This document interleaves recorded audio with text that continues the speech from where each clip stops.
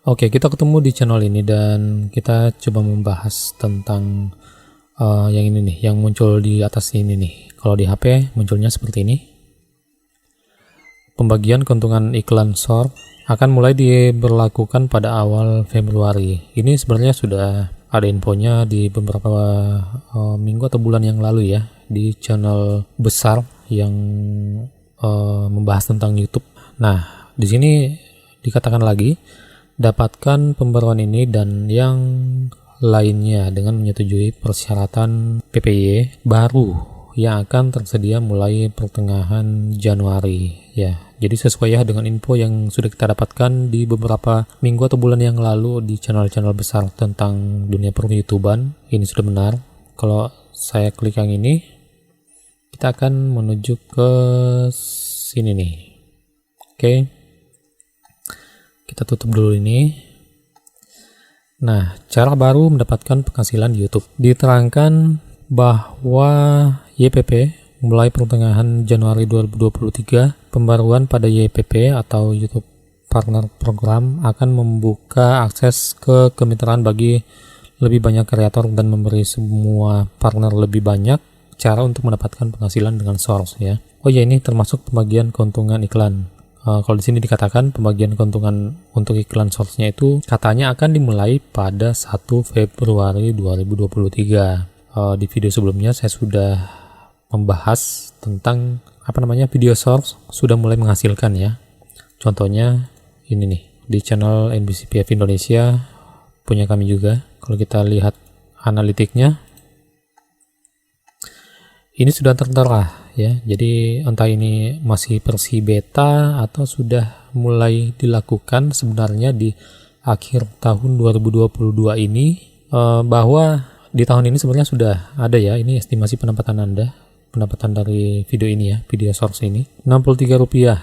Di video sebelumnya juga sudah saya perlihatkan estimasi pendapatan video source saya di beberapa channel, di NBC Park kalau nggak salah ya, di channel YouTube saya yang satunya lagi NBC Park. Oke. Nah, di sini sudah ada estimasinya dan ini kalau kita melihat dari ini kan resmi ya dari supergoogle.com, bahwa akan dimulai 1 Februari 2023 untuk pembagian keuntungan. Oke, tapi di sini sudah ada dan ini sudah beberapa hari yang lalu saya sudah buat videonya. Entah ini estimasinya akan masuk atau tidak, tapi kalau kita melihat dari sini seharusnya belum masuk ya. Akan dimulai pembagian keuntungannya itu di 1 Februari 2023. Jadi entah ini akan masuk atau tidak, tapi terus terang semenjak estimasi pendapatan source di beberapa channel saya ada, di estimasi keseluruhannya di 28 hari terakhir itu saya tidak bisa perlihatkan ya. Yang jelasnya di 28 hari terakhir itu pendapatan atau estimasi pendapatan saya itu di channel, di 4 channel saya yang sudah dimonet itu naik pendapatannya. Jadi entah itu termasuk estimasi pendapatan dari source atau tidak, tapi kalau dari resminya ini akan dihitung pada 1 Februari 2023 ya. Oke. Tapi untuk pembaruan pada YPP-nya itu dimulai pada pertengahan Januari 2023. Oke. Nah, bagi yang belum tahu apa saja persyaratan, ini buat Anda yang belum monet ya. Ada tambahan persyaratan nih ya, ini dia nih. Persyaratan kelayakan tergabung PPY atau YPP, atau ya disederhanakannya itu bahasa sederhananya akan dimonet ya. Persyaratan untuk monetisasi YouTube saat sekarang itu 1000 subscriber masih tetap ya. Nah, dahulunya kan hanya ini nih, 4000 jam waktu tonton publik yang valid dalam 12 bulan terakhir. Nah, ini ada tambahan untuk source atau ya 10 juta penayangan source publik yang valid. Tapi ini dalam 3 bulan saja atau 90 hari terakhir. Ini bagi yang belum tahu. Tapi ini sudah diinfokan di channel-channel lain kok. Jadi mungkin hanya sebagian yang belum tahu bahwa di tahun depan, awal tahun depan, persyaratan untuk monet itu ditambah ya, yaitu Bisa dimonetisasi apabila memenuhi syarat ini, 1000 subscriber dan 4000 jam tayang ya. Ini sama dengan tahun-tahun ini, tahun lalu dan beberapa tahun yang lalunya ya. Nah, ini ada tambahan 10 juta penayangan source publik yang valid. Jadi source publik ya, bukan yang tidak publik atau yang pribadi dalam hal untuk mempublikasikannya ya. Kan ada pilihannya kan, kita mempubliknya yang tidak publik atau secara pribadi. Tapi ini dalam 90 hari terakhir saja ya. Nah, ada yang mungkin yang mengatakan 10 juta itu wow, terlalu tinggi. Ya, katanya source-nya itu bukan untuk satu video saja ya.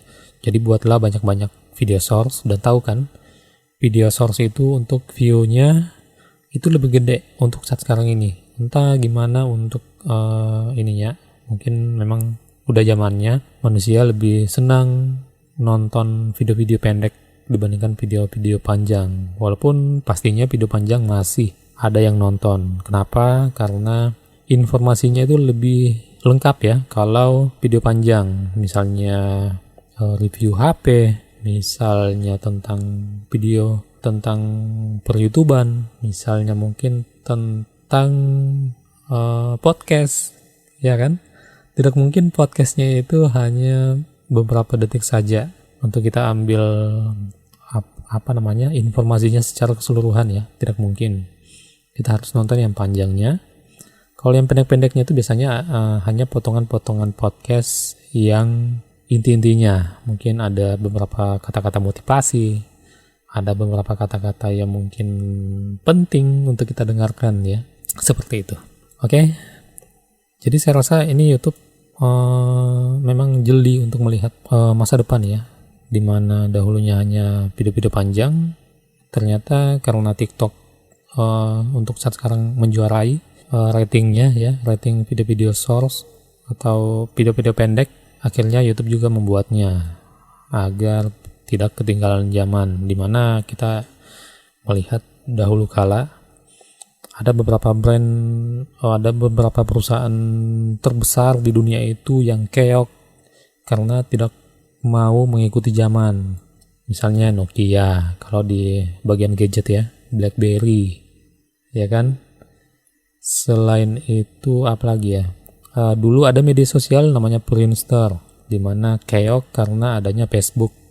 Nah, Facebook saat sekarang juga katanya dia menurun untuk ratingnya, entah nanti akan gimana. Yang jelasnya di mana sebuah perusahaan itu tidak mengikuti zaman, dia pasti akan keok. Dan YouTube ternyata dia masih mengikuti zaman ya. Mudah-mudahan YouTube bertahan lama sampai kiamat kalau bisa ya. Walaupun di dunia ini tidak ada yang abadi. Oke, dan ini ada yang penting kayaknya kalau diginikan, perlu diingat bahwa setiap jam waktu tonton publik dari penayangan source di feed source tidak akan diperhitungkan dalam batas 4000 jam waktu tonton publik. Oke, itu ya keterangannya. Jadi untuk jam source itu tidak masuk di sini ya. Jadi ini dipisah dengan ini. Di sini keterangannya seperti itu. Jadi buat Anda yang ingin mendapatkan 4000 jam tayang dari video source itu tidak bisa ya. Jadi video source hanya untuk 10 jutanya, 10 juta penayangannya. Kalau yang 4000 jam waktu tonton publik yang valid itu, ini untuk video panjang ya, bukan source.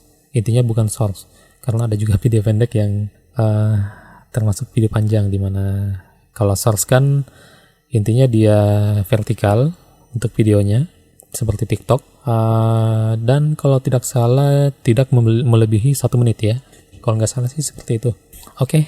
Nah, selanjutnya kita coba cari-cari yang penting-penting. Oke, kalau yang ini sudah diterangkan dalam gambar yang ini ya. Kita langsung ke sini. Contoh video yang tidak memenuhi syarat peliputan. Video tidak original, jadi jangan diambil dari TikTok, Snack Video dan yang lainnya ya. Jangan. Harus original. Seperti klip dari film. Oh ya, seperti itu juga ya. Jadi jangan ambil dari yang lain atau reupload. Apalagi kalau ada watermarknya ya. Tapi di sini dikatakan video yang tidak original itu seperti klip dari film atau acara TV tanpa diedit. Oh ya, tanpa diedit. Jadi kemungkinan bisa untuk yang diedit. Tapi jangan keseluruhan juga ya, dinampakkan mungkin ada beberapa, misalnya ini kan vertikal. Di sini mungkin ada potongan filmnya, di sini ada kata-kata di atas atau di bawah ya. Jadi tidak terlihat reupload seperti itu. Mengupload ulang konten kreator lain dari YouTube atau platform lain. Nah ini ya yang saya bilang, dari TikTok, dari Snack Video, dari Hello dan yang lainnya, tanpa menambahkan konten original. Oh gitu. Jadi tetap pada rangkaian ini ya. Jadi harus diedit. Oke. Misalnya mungkin ada video source tentang apa ya? Kayak reaction ya, video reaction mungkin bisa. Untuk monetisasi dengan iklan, konten juga harus memenuhi pedoman konten yang cocok untuk pengiklan. Oke, di sini mengenai pendapatan iklan dengan source, pembagian keuntungan iklan untuk source dimulai 1 Februari ya. Sama dengan yang tadi. Model pembagian keuntungan yang sudah ada untuk video berdurasi panjang atau produk funding tidak mengalami perubahan. Oke. Kalau nggak salah ini mereka akan memperoleh 45% dari pendapatan tersebut. Ini yang saya mau bilang, kalau nggak salah 45% yang kita dapatkan ya, karena katanya sebagian itu diambil pastinya ke YouTube sebagai ya namanya bisnis ya, dia punya perusahaan. Sebagian katanya untuk pembayaran musik ya yang kita pakai. Jadi katanya nanti musik yang kita pakai atau tidak ada hak ciptanya ya, maksudnya ini tetap 45%, mau kita pakai atau tidak tetap 45%. Tapi saya sudah coba untuk saat sekarang ini menggunakan musik yang berhak cipta itu belum bisa ya. Saya sudah coba, ada yang saya ambil di sini juga, ternyata nggak bisa. Untuk mengaktifkan monetisasinya belum bisa, entah kalau tahun depan. Oke, kayaknya kalau yang ini sudah jelas ya. Nah, kalau ini cara lain untuk memperoleh penghasilan di source, kami akan menyediakan super thanks di source secara global mulai 10 Januari 2023. Oke, saya pernah lihat video source dari channel teman saya, super thanks-nya itu ada muncul di bagian, misalnya ini ya, HP, ada di bagian sini nih. Oh, ini mungkin ya. Kita coba lihat image-nya atau gambarnya. Ya, betul, bagian sini nih. Munculnya di bagian sini, super thanks. Saya sudah pernah lihat.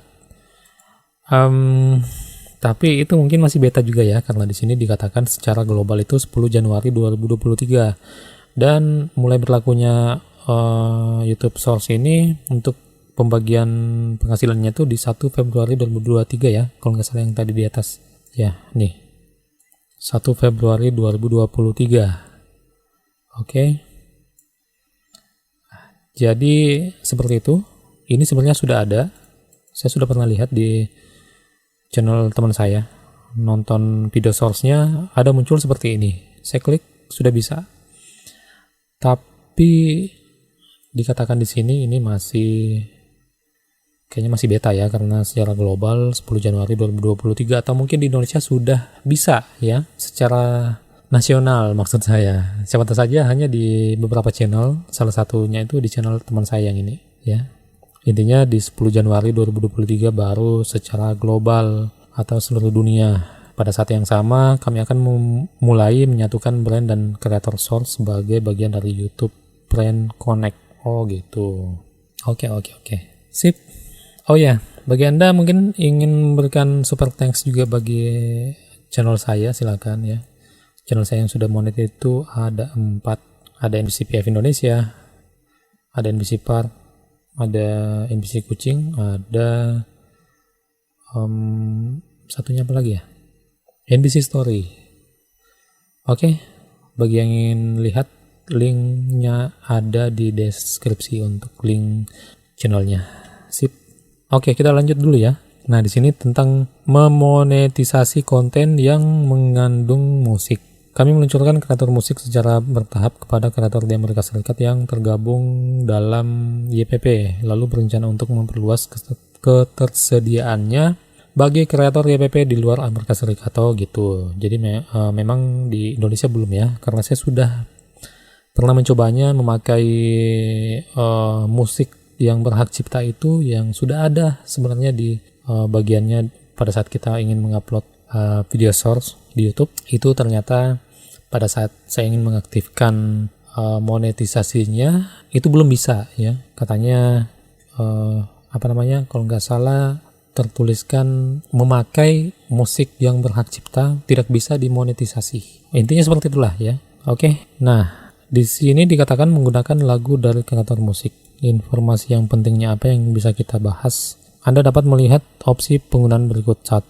Mendapatkan lisensi, bayar biaya di muka. Oh gitu, kita bisa bayar di muka ya, atau tanpa biaya untuk beberapa lagu untuk menggunakan musik dalam video yang dimonetisasi. Dapatkan pembagian keuntungan yang sama yang berlaku untuk video yang dimonetisasi tanpa musik. Oke. Jadi kita bisa bayar di muka, jadi mungkin nantinya ada tombol untuk membayarnya, memotong ya, gitu maksudnya mungkin ya, atau gimana ya? Membayarnya, tapi bayarnya pakai apa ya? Mungkin pakai Dana, pakai rekening bank, ShopeePay atau PayPay yang lainnya, atau gimana entah ya, nanti kita akan lihat update-nya. Atau 2, berbagi keuntungan, tidak perlu membayar biaya di muka dan berbagi pendapatan video dengan pemegang hak lagu gitu. Oke, jadi mungkin ini maksudnya tidak perlu membayar biaya di muka ya, tapi nanti akan ada potongan dari AdSense gitu mungkin ya. Oke, nanti kita lihat update-nya. Saya belum dapatkan info yang lebih detail untuk hal ini. Yang ingin baca-baca ini lebih lengkapnya ya, karena kalau saya mau baca semua nanti video ini kepanjangan. Saya simpan link ininya di deskripsi. Oke, silakan dibaca-baca untuk Anda yang ingin membacanya lebih lengkap, atau masuk ke channel YouTube Anda, lalu klik saja bagian atas yang tadi ya. Oke. Sekian dulu untuk video kali ini, semoga bermanfaat dan jangan lupa subscribe ya. Dan kita ketemu di video yang lainnya.